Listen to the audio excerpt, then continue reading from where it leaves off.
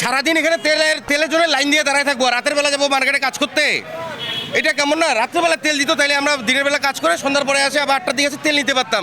এখন তেলের জন্য লাইনে দাঁড়ায় আছি, রেজিস্ট্রেশন লাগবে, ড্রাইভিং লাইসেন্স লাগবে, হেলমেট লাগবে, তারপরে তেল। আবার সরকারি কিছু মানে ঊর্ধ্বতন কর্মকর্তা আছে, হ্যালো বললেই, ফোন দিলেই তাদেরকে 1000 টাকার তেল দেওয়া হচ্ছে, আমাদেরকে দিচ্ছে 200 টাকার। কেন? আমরা মাঠে যায় কাজ করতেছি, আমাদের দরকার তেল বেশি, 500 টাকার সর্বনিম্ন, যেন 2 দিন বা 3 দিন আমরা চলতে পারি এই তেলটা দিয়ে। কিন্তু প্রশাসন এখন এই মুহূর্তে 1000 টাকার তেল নিয়ে কি করবে? চাই A1 SWR Pipe and Fittings. A1 Engineers number 1 choice. 5 litre কিংবা 10 লিটার তেল নিয়ে যাচ্ছে অনেকজন ঊর্ধ্বতন কর্মকর্তাদের মাধ্যমে। কিন্তু ভাইয়া যারা আমরা যে লোকাল মানুষ আছি, যারা এমনিতে নর্মাল মানুষ আছি, আমরা কিন্তু মাঠে কাজ করি, আমরা কিন্তু আসে 200 টাকার তেল পাচ্ছি। এখানে আমরা কেন এই হয়রানির শিকার হবো?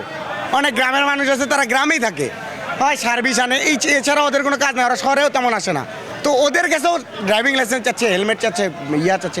এটা কেমন ভাই? কোনো পেট্রোল পাম্পে বা কোনো নিজস্ব সম্পত্তিতে কোনো ট্রাফিক পুলিশ আসে হেলমেট লাইসেন্স এগুলো চেক করতে পারবে না। এটা পেট্রোল পাম্পে লাইসেন্স চেক করে এগুলো চেক করলে একটা অযথা, এটা মানুষকে পেরেশানি করানো, এটা কোনো যুক্তিসঙ্গত না।